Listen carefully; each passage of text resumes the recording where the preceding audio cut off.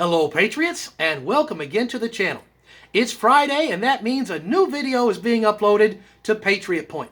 And on this channel we discuss things from a Christian, constitutional, and common sense point of view. And that's what we're focusing on in this video, is the Constitution and common sense. During this virus you may have thought, hey, toilet paper is in short supply.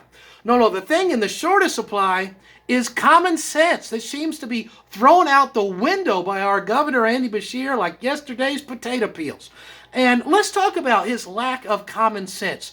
First of all, he gets on TV nearly every day and he keeps pushing this idea of fear and vaccine. You got to take these chemicals that they're going to find one day and inject them into your bodies. And let me ask you a question.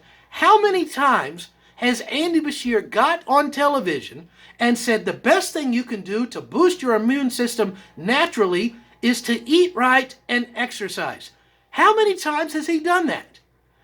If you just said, well, Mr. Watts, he's done that 0 times, then you are correct and you can award yourself a Patriot Point. He has not done this at all. All he's pushing is chemicals, chemicals, chemicals.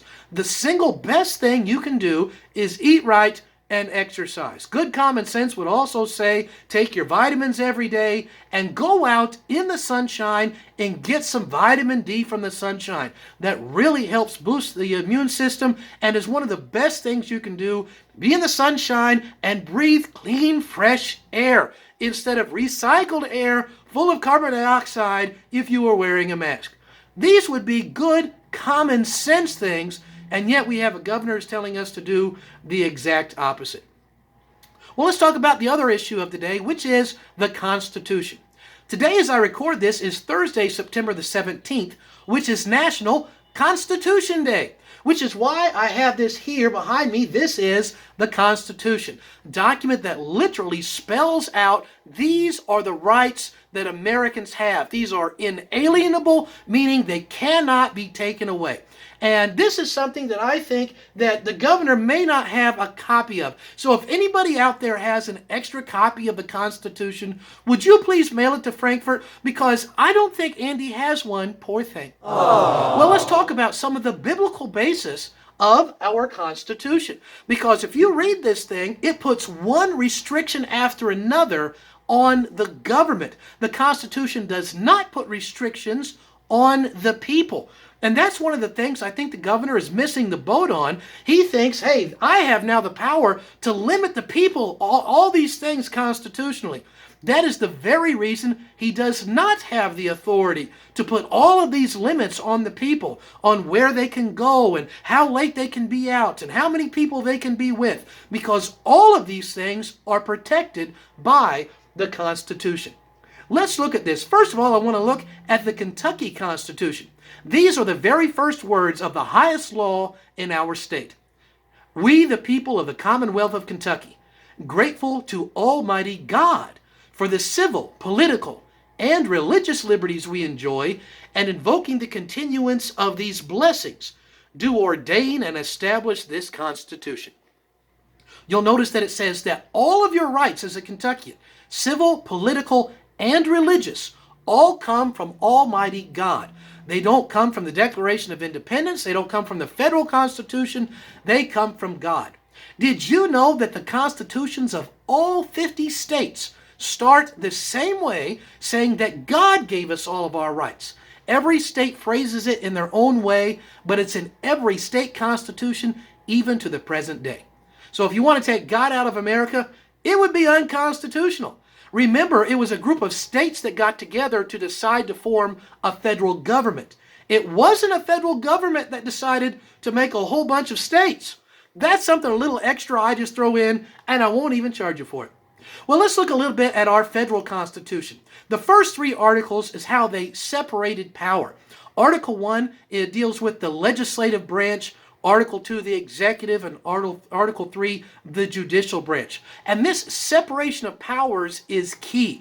And a lot of Americans are under the idea that that's just the way that governments are set up, the separation of powers. Actually, this was a brand new idea in world government when our founding fathers put that in the Constitution. Before then, that power had all been concentrated in just one person or one small group. And so when we have somebody from the executive branch that is taking the authority and power of the legislative branch, that is violating both the state and federal constitution. And that's one of the major offenses and the impeachable offenses that Governor Beshear has committed. Now, where do you think the Founding Fathers got this idea for how they should separate power to executive, legislative, and judicial? They got that from the Bible. In Isaiah chapter 33 and verse number 22, it says, "For the Lord is our judge," judicial branch. "The Lord is our lawgiver," legislative branch. "The Lord is our king," executive branch. And here you have a biblical principle for the separation of powers into these three separate areas. And this is a system called checks and balances. The Founding Fathers knew if you give too much of this power to just one person or one little group, you're going to have corruption and tyranny, so we need to separate all of the groups. That is why it says in the writings of Washington, Hamilton, and Adams, all three of these men wrote why they separated power, and they cited the verse from the Bible of Jeremiah 17:9, which says, "The heart is deceitful above all things and desperately wicked. Who can know it?" And that's the reason why they're saying, hey, we are going to separate power to these three different groups.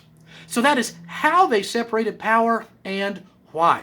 And that's one of the problems we have nowadays, this system of checks and balances. All the checks are bouncing and everything seems to be out of balance nowadays because we got one guy writing the checks and a lot of the checks aren't getting to the people and the power is way out of balance.